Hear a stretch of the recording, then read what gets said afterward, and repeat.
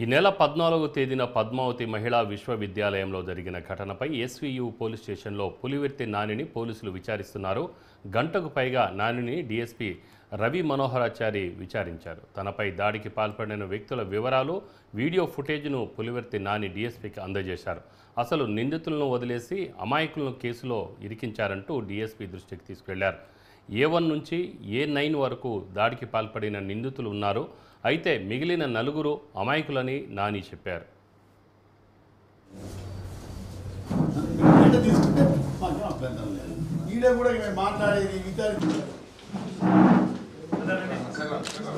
వీరంతా ఫోటోస్ తీసుకొని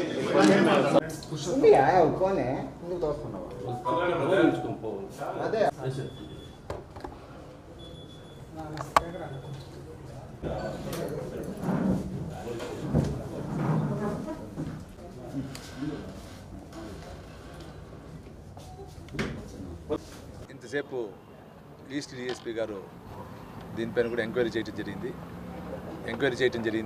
ఏం జరిగింది ఎట్లా అని అన్ని విషయాలు చెప్పి ఆయన ఒకటే చెప్పాం, ఇక్కడ దీంట్లో కర్మ కర్త క్రియ ఎవరనేది వాళ్ళని చేయండి సార్.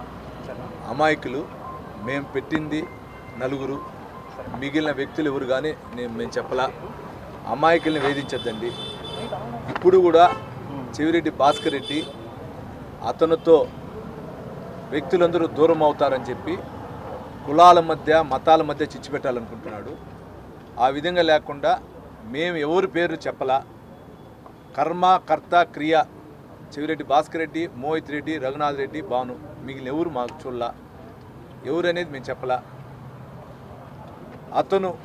అతని వర్గం దూరం అవుతారని చెప్పి ఉద్దేశంతో అతనే కొందరు పేర్లు పంపించి అతనే చేస్తున్నాడు. కాబట్టి దీన్ని పరిశీలించండి.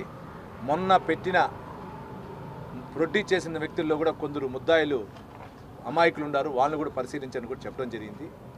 న్యాయం చేయమని కోరటం జరిగింది. ఈ తెర వెనకున్న ముసుగు వీరుడిని బయట తీయండి అని చెప్పడం జరిగింది. మీ వాళ్ళ మీద ఎంతమంది ఉంది కేసు?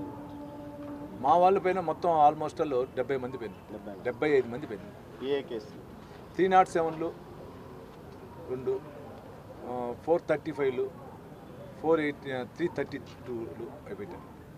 మీరు ఎంతమంది మీద? ఇంతసేపు ఈస్ట్ డిఎస్పీ గారు దీనిపైన కూడా ఎంక్వైరీ చేయడం జరిగింది. ఏం జరిగింది ఎట్లా అని అన్ని విషయాలు చెప్పి ఆయన ఒకటే చెప్పాం, ఇక్కడ దీంట్లో కర్మ కర్త క్రియ ఎవరనేది వాళ్ళని చేయండి సార్. అమాయకులు మేము పెట్టింది నలుగురు, మిగిలిన వ్యక్తులు ఎవరు కానీ మేము చెప్పలా.